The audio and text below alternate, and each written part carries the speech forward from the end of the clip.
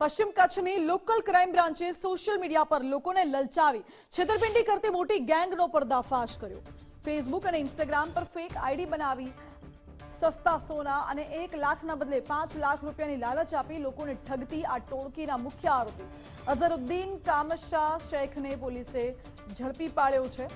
તપાસમાં જાણવા મળ્યું છે કે આરોપીઓ રૂપિયાના બંડલમાં ઉપરની એક જ નોટ સાચી રાખતા હતા, બાકીના કોરા કાગળ અથવા ચિલ્ડ્રન નોટ્સ ભરી દેતા હતા અને પોલીસે અઝરુદ્દીન પાસેથી રૂપિયા 99.30 લાખની નકલી નોટોના બંડલો, રૂપિયા 2.13 લાખની સાચી ચલણી નોટો, એક સાચું સોનાનું બિસ્કિટ જે રૂપિયા 12 લાખથી આસપાસ હશે, 11 નકલી સોનાના biscuit, 9 mobile phone, 18 sim card જપ્ત કર્યા છે।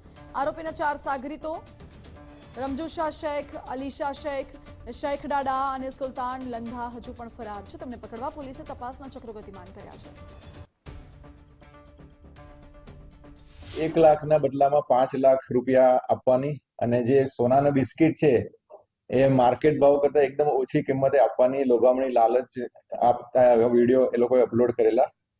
જે બાતમી આધારે એ લોકોએ એમના ઘરે જઈને તપાસ કરી તો અઝરુદ્દીન છે, અઝરુદ્દીન શેખ એ ઈસમ મળી આવેલો।